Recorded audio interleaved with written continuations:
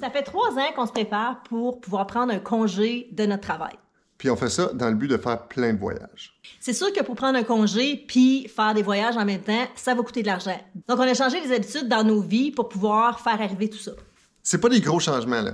Mais on a remarqué que tous ces petits changements-là, lorsqu'ils sont additionnés ensemble, ça peut faire comme une grosse différence. Ben, il y a 2 façons vraiment qu'on peut avoir plus d'argent dans nos poches. La première, c'est d'en faire plus. Puis la deuxième, c'est d'en dépenser moins. Comme notre horaire est pas mal chargé avec notre horaire d'enseignant et notre horaire de YouTube, ben, on n'a plus beaucoup de temps pour prendre un autre emploi. Puis pour le moment, les revenus qui sont associés à YouTube sont vraiment minimales. Donc, c'est pas suffisant pour pouvoir faire tout ça. Ça nous laisse avec essayer d'en dépenser moins. C'est certain qu'on n'ira pas dans le mouvement FIRE, là, Financial Independence, Retire Early, qui est un mouvement par lequel les gens vont couper et réduire leurs dépenses à un maximum, puis prendre leur style de vie, puis l'amener à la base, vraiment. C'est pas ça notre but, là. Non. On veut quand même avoir des petits luxes, on veut quand même pouvoir vivre puis apprécier la vie, mais on peut quand même faire attention puis essayer d'être économe un petit peu. On a eu plusieurs trucs en lien avec là, économiser tout ça sur une chaîne qu'on écoute assez régulièrement sur YouTube. La chaîne s'appelle Un futur simple. Michel et Julie vont vous donner plein de trucs de voyage, mais aussi plein de trucs minimalistes qui vont vous permettre de désencombrer votre maison, sauver un peu d'argent comme ça. Puis ça nous a donné plein de bons trucs, donc on vous suggère d'aller le voir, on va mettre le lien en dessous. Comme une grosse partie de nos dépenses sont en lien avec la nourriture, on a décidé de vous présenter 20 astuces frugales en lien avec la nourriture. On commence. Choisir l'épicerie. Nous, on choisit notre épicerie en lien avec les bas prix. Il existe plusieurs différentes épiceries, mais on va vraiment avec l'épicerie qui offre les meilleurs prix. La prochaine fois que vous faites votre épicerie, regardez, exemple, un jus de pomme à une telle épicerie versus une autre épicerie. Vous allez voir que souvent, les prix varient énormément, puis au bout de la ligne, ça fait une grosse différence. C'est sûr que l'expérience magasinage n'est pas toujours fantastique avec des épiceries où est-ce que les prix sont un peu moins élevés, mais tu choisis, là, expérience fantastique ou économie. On choisit l'économie. L'abonnement chez Costco. Pour ceux qui ne connaissent pas Costco, c'est un magasin où est-ce que tu peux acheter là, en gros, puis il y a une carte, tu dois acheter une carte de membre par année. Nous, on essaie d'éviter ce genre de magasin-là parce que à toutes les fois que tu vas là, on dirait que la facture d'épicerie monte à des centaines de dollars, puis une fois arrivé à la maison, on réalise qu'on n'a pas vraiment besoin de tout ça. Donc, c'est pour cette raison-là que nous, Costco, on choisit de ne pas s'abonner. On aime mieux aller dans les épiceries du coin, comme ça, c'est moins dispendieux. Bien regarder les étiquettes. Le prix est intéressant, mais des fois, 2 produits pourraient avoir des prix qui diffèrent, mais quand on regarde le prix à l'unité ou le prix au 100 ml, 100 grammes, celui qui est plus cher pourrait s'avérer être le plus avantageux quand même. Donc, c'est important de regarder les étiquettes. Une autre chose, la grosse mode maintenant est de sauver un peu d'argent si on en achète en grande quantité. Donc, payer le plus bas prix si vous en achetez 3 ou plus. Mais si vous n'en avez pas besoin de 3 ou plus. L'épargne de 1$ sur les 2 autres que vous avez pris est perdue parce que vous avez quand même payé et gaspillé les 2 autres. Donc, faites attention à ça. Choisir la marque sans nom. Chez nous, on voit la vie en jaune. Je dis jaune parce que nos produits, c'est des sans nom, c'est souvent jaune. On a du beurre d'arachide jaune, on a des rotini jaunes, on a des croûtons jaunes. Donc, la plupart du temps, on achète nos aliments sans nom. Ça fait une grosse différence. Nous, c'est sans nom, mais il y a aussi là, Compliment ou le choix du président. C'est tous des produits qui sont pas mal similaires, mais qu'il y a une grosse différence de prix là, comparativement avec les marques. C'est sûr que plusieurs personnes vont dire que ça goûte pas pareil, c'est moins bon. Mais honnêtement, là, ça goûte pas mal pareil. Des pâtes, c'est des pâtes. Beurre d'arachide, c'est du beurre d'arachide. Là. Donc, il n'y a pas tant de différence que ça. Puis en plus de ça, ça permet d'économiser beaucoup. Donc, voyez donc la vie en jaune, nous autres aussi. Là. Une chose super facile à faire, c'est de ne pas aller à l'épicerie quand tu as faim. Parce que quand tu as faim, tu achètes plein de choses qui sont pas vraiment nécessaires, comme du chocolat, des chips, des biscuits avec des croque-crocs, plein d'affaires, là, pas rapport. Donc, on y va pas quand on a bien faim. La liste d'épicerie. Nous, ce qu'on fait, on se fait une liste d'aliments essentiels, des œufs, du lait, des choses comme ça, mais le reste des aliments, c'est vraiment là, ce qui est en spécial, puis en lien avec qu'est-ce qui nous reste dans la maison. Fait qu'à partir de là, on se bâtit nos repas. Donc, c'est jamais là, des repas là, qui sont prédéterminés là, du lundi au dimanche avec des ingrédients là, déterminés à l'avance. C'est vraiment avec ce qui reste dans la maison puis les aliments qui sont en spécial. Fait que c'est le fun parce que tu crées des repas. Fait que t'as jamais les mêmes repas de semaine en semaine ou presque. Ben, en fait, pas moi. Moi, j'aime pas trop ça. Faire ça, c'est plus Dan qui va faire la nourriture. Mais moi, je fais d'autres choses. Parce que si c'est moi qui s'occupe des repas, on va manger des grilled cheese, on va manger des céréales, des toasts, Du des choses saumon comme ça. bouilli, des boîtes de thon, Oui. des singles de Kraft, le style de fromage qui n'est pas du fromage. Ça serait une autre façon d'économiser. Fait qu'on économiserait encore plus si moi, je m'occupais des repas. Ben, pour une autre façon que ça économiserait, c'est que ça réduirait notre espérance de vie. Donc, on vivrait moins longtemps, ça nous coûterait moins cher. C'est comme ça. Une autre chose qu'on fait, c'est qu'on a essayé de couper un repas de viande par semaine. Je sais que vous allez parler de végétarisme et toutes ces affaires-là. On n'est pas des végétariens. Mais on essaie de couper un peu sur la viande. Pas juste que c'est bon pour la santé, mais c'est bon pour le portefeuille aussi. On a trouvé plein de recettes avec du tofu, des légumineuses, du TVP ou de la protéine végétale texturée. Il existe plein de choses, plein de substituts qui sont pas si granola que ça. Puis c'est très très bon aussi. Les produits en vente. Dans toutes les épiceries et dans tous les magasins, il y a une section avec des choses en vente. Si vous allez dans une épicerie typique, ben vous avez la section de la boulangerie, la section des fruits et légumes, la section de la viande. Sauf qu'il y a toujours une section où il y a des gros autocollants fluorescents presque, avec le 50% ou le 30% de réduction. Ben ça, c'est ce que nous autres, on choisit. Donc, on va pas se choisir de la viande en fonction d'un menu qu'on avait fait. On regarde la viande qui est en vente. C'est ça qu'on va manger cette semaine. Il existe plusieurs applications qui peuvent vous aider à économiser. On utilise 3 applications en particulier. Premièrement, Flip. Flip, ce que c'est que tu as toutes les circulaires de tous les magasins au même endroit. Donc, c'est facile de voir qu'est-ce qui est en spécial pour la semaine. Il y a aussi l'application Too Good To Go. Ça, c'est mon application préférée. Ce que c'est qu'il y a certains magasins qui vont offrir ce service-là. C'est que quand les aliments sont presque plus bons, ce que l'épicerie fait, c'est qu'elle te fait un panier surprise. Donc, toi, tu vas comme sélectionner, exemple, il y a du pain de la boulangerie là, qui était proche de la date. Donc, ce qu'ils font, c'est qu'ils te font un panier. Tu sais pas vraiment ce qu'il y a dans le panier, mais tu sais que c'est du pain.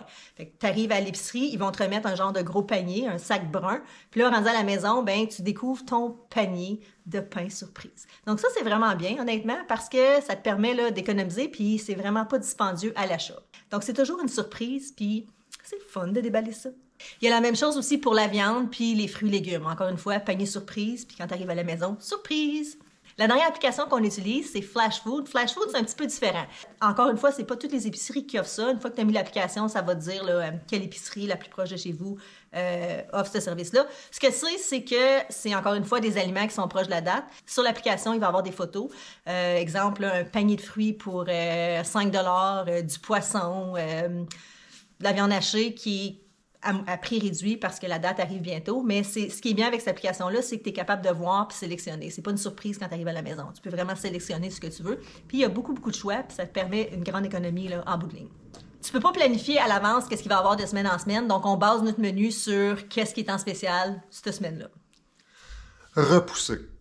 Je sais que ça sonne pas comme grand-chose, mais à chaque fois qu'on est prêt pour aller à l'épicerie, on repousse d'une journée. Ça nous force à aller vider notre fond d'armoire, aller voir dans le fond du congélateur, là, parce qu'on a un gros congélateur, là. Aller voir dans le fond tout ce qu'on a oublié qu'on avait. Puis comme ça, ben, ça nous permet d'épuiser un peu nos stocks, puis ça repousse l'épicerie. Donc, ça nous fait peut-être 2-3 épiceries de moins par année. C'est pas négligeable, ça. Okay. Les restants. Les fameux restants. On n'invente rien, là, mais nous, on gaspille absolument rien. Donc, on jette pas de nourriture. Mettons, on fait un souper, on le garde pour le lendemain ou ça fait une coupe de lunch pour la semaine. Ça, c'est comme primordial dans notre maison. On jette aucune nourriture. Puis en plus de ça, une des choses qu'on adore, c'est quand on va souper, soit chez mes parents ou chez mes beaux-parents, les parents à Dan, on revient toujours avec des restants là, du souper, ce qui fait en sorte qu'on peut utiliser ça là, pour les jours suivants. Donc, les restants, là, ça fait en sorte que ça économise un peu. Le garde-manger. Ben, le garde-manger, c'est comme un petit peu notre congélateur puis notre frigo. On a toujours des pâtes, du couscous, du quinoa, du riz. C'est certain qu'on achète quelques petites choses en conserve. C'est toutes des choses qui se jumellent très bien avec d'autres choses. Donc, si on a une protéine, toutes ces choses-là nous permettent d'être un petit peu imaginatifs quand vient le temps de trouver des repas, quand on commence à manquer d'idées un petit peu. Le congélateur. Ce qui est plaisant avec notre congélateur, c'est qu'il est assez gros. Donc, quand il y a des grosses ventes là, sur la viande, les fruits, les légumes, tout ça, ben on congèle ça. Puis ça fait en sorte qu'on a plus longtemps. Puis on n'a pas payé trop cher pour ces aliments-là. Puis en plus de ça, on a un jardin. On a déjà parlé dans le passé. Ce qui fait en sorte que nos légumes, nos fruits de l'été, ben ça nous permet de les congeler. puis ils se gaspillent pas. Puis c'est toujours le fun d'avoir là, des sacs de fruits ou des sacs de légumes là, congelés. Donc c'est facile là, pour les repas. Faire nous-mêmes. On n'a pas toujours le goût de se faire un repas en revenant du travail, mais ça reste que, en le faisant, on sauve énormément d'argent. On n'utilise pas les plateformes HelloFresh ou Chef's Table, qui sont, par exemple, des repas où est-ce que les portions sont déjà toutes prédéterminées avec la recette et tout ce qu'il reste à faire, c'est suivre la recette. Même si c'est des très bonnes options, c'est certain que c'est plaisant d'aller au restaurant, c'est certain que c'est le fun d'avoir du Uber Eats, mais toutes ces choses-là ont un prix. Le coût qui est associé à ça, il n'en vaut pas la peine pour nous. On a aussi pris l'habitude de déshydrater des choses. Vous nous avez vu déshydrater certains aliments. On va faire nos propres crostini au lieu d'en acheter. Si on prépare un poulet ou une dinde, ben on va garder la carcasse pour faire du bouillon. Les parties des légumes qu'on mange pas, comme la pleure, les cœurs, ces choses-là, ben on va faire un bouillon de légumes avec ça. On s'en servait pour de la soupe ou des choses comme ça. Quand nos fruits ou nos légumes sont plus trop bons, ben on va les faire déshydrater ou on va faire de la compote ou on va les faire surgeler. Toutes ces petites choses-là nous sauvent un peu d'argent. Les restaurants. On va pas très souvent au restaurant, peut-être 1 à 2 fois par mois, puis encore là, il y a bien des fois qu'on y va pas du tout. Quand on va au restaurant, en ce qui concerne la boisson, c'est ce qui coûte cher, donc on essaye là, de pas trop en commander. Ou dans notre coin, il y a des restaurants où est-ce que tu peux apporter ta boisson, donc on essaye souvent d'aller dans ce genre de restaurant-là parce que la facture est pas mal réduite dû au fait que tu peux apporter ta boisson. En ce qui concerne les entrées, on n'en prend pas pour essayer d'économiser un petit peu là, sur la facture de la fin. Le café. La plupart du temps, on fait notre café à la maison. C'est une belle façon d'économiser parce que ça peut venir assez dispendieux là, d'aller chercher ton café à tous les matins, soit au Starbucks ou au Tim Hortons. Tim Hortons, c'est une chaîne canadienne. Donc, ça, c'est une belle façon d'économiser. Je vous cacherai pas que j'adore le Starbucks. J'y vais assez régulièrement, sauf que c'est des cartes cadeaux que j'ai eues à Noël ou à ma fête. Puis, quand je vais au Starbucks, je prends toujours comme un petit café noir. Donc, c'est pas comme les cafés à 10 $. Donc, ma carte, je peux l'étirer un peu. Les lunchs. Au lieu d'aller au restaurant puis d'aller s'acheter de la nourriture à tous les dîners, ben on apporte notre lunch de la maison. C'est sûr que c'est pas des lunchs là, super fancy, mais ça fait un job. Une fois que t'as mangé, t'as plus faim, donc c'est ça qu'on veut dans le fond là. Quand vous étiez jeune et que vous ouvriez votre boîte à dîner, là, regardez ce que maman avait mis dans la boîte à dîner. Tu sais, le sandwich, c'est sûr que des fois, c'est peut-être pas le lunch qu'on aimerait avoir, mais on se dit, hey, en mangeant notre sandwich à midi, ça nous sauve de l'argent pour peut-être faire un voyage. C'est ça. Fait qu'on va manger une sandwich aujourd'hui, mais on va manger un baklava en Grèce dans 2 mois. Ou on va manger un banh mi au Vietnam. Petit sandwich une fois de temps en temps, c'est pas un gros sacrifice. Une autre des choses qu'on fait pour économiser un petit peu d'argent, ben on a un très gros jardin. Puis ça nous permet de faire pousser nos propres légumes, puis on a plusieurs petits fruits, des baies, on a des pommiers, on a des poiriers, toutes sortes de choses. Ça nous permet d'économiser un petit peu d'argent, puis en plus de ça, on aime ça, passer du temps dans le jardin. Donc, ça a un double bénéfice. En plus de ça, on fait beaucoup de compost à la maison. Puis si on n'avait pas de jardin, ben le compost, on ne saurait pas où le mettre. Donc, on produit à peu près 1 verge de compost par année, ce qui nous permet d'amender notre jardin, avoir plus de fruits et légumes, puis ensuite de ça, de réutiliser les pleurs et toutes ces choses-là dans notre compost. Grâce au congélateur, ça nous permet de garder certains de nos légumes puis de nos fruits tout au long de l'année. Donc, ça, on trouve ça le fun aussi. Ce qui m'amène à notre prochain point, la déshydratation. Vous nous avez vu faire des recettes déshydratées. Ben, ces recettes-là ont parti de nous qui faisions déshydrater nos légumes et nos fruits qui étaient un petit peu trop mûrs pour qu'on les utilise. On s'en sert en camping. Si vous avez jamais vu nos vidéos de camping, ben allez voir ça. Ça va peut-être vous donner des petits trucs aussi. Mais la déshydratation nous permet de faire plein de choses. On est même rendu au point où est-ce qu'on déshydrate des fines herbes pour pouvoir se faire des thés, des tisanes, des choses comme ça. Donc, la déshydratation nous permet de sauver énormément d'argent. Faire le ménage. Faire le ménage du congélateur, du frigo, du garde-manger, toutes ces belles places-là. Souvent, on va perdre le fil de qu'est-ce qu'on a, puis on va aller à l'épicerie, puis on va racheter les choses qu'on a déjà, puis là, ça va faire en sorte que finalement, on va les jeter. On s'assure de vider pas mal avant d'aller à l'épicerie, ce qui fait en sorte qu'on jette bien moins de choses, on gaspille pas. Donc ça, c'est une des façons là, qui nous permettent là, d'économiser pas mal. On s'entend-tu que quand on ouvre la porte du frigo, on voit juste ce qui est en avant. Souvent, là, à l'arrière, t'as plein de choses là, qui sont gaspillées ou sont prêtes à manger. C'est la même chose pour les armoires, le congélateur. Donc, c'est important de faire du ménage pour pouvoir économiser un peu. Une autre des choses qu'on fait à l'occasion, c'est d'utiliser la politique de prix garanti. Certaines épiceries vont offrir l'option de jumeler un prix qui est meilleur chez un compétiteur. Donc ça, on peut l'utiliser une fois de temps en temps, ça va nous permettre de sauver un peu d'argent. Au début, quand on utilisait ça, on était un petit peu gêné de le demander, mais il l'offre, puis il n'y a rien de gênant là-dedans. Ça vaut la peine? Donc, c'était nos trucs pour économiser un petit peu. Comme vous pouvez voir, c'est pas grand-chose. Chacun de ces trucs va vous économiser un petit peu d'argent, mais si vous les combinez ensemble, ça peut représenter un montant qui est très substantiel. Si vous avez d'autres conseils pour économiser en lien avec la nourriture, écrivez-nous ça dans les commentaires. Dans les prochaines semaines, c'est sûr qu'on s'en va en voyage, mais entre ces voyages-là, on va essayer de vous partager d'autres trucs qu'on fait au quotidien qui nous sauvent assez d'argent pour nous permettre de voyager autant qu'on le fait. On espère que vous avez apprécié et que ça va peut-être vous aider à sauver un peu d'argent. Revenez nous voir dans les prochaines semaines parce que c'est des semaines pas mal occupées. Si vous avez aimé ce contenu-là, abonnez-vous, faites un like. Revenez nous voir la prochaine fois. Hein? Bye!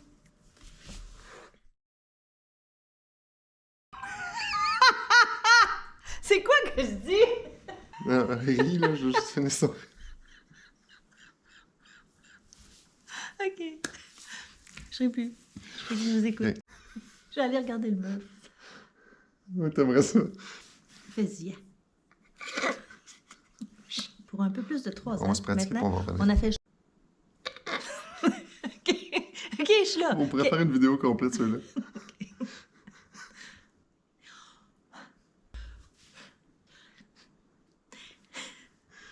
On a toujours...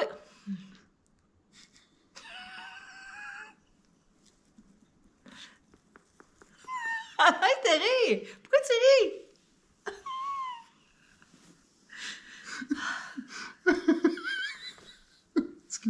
Oh, t'as le but de faire des voyages? On a fait le choix de prendre un... Tu fais exprès. Je savais pas exprès.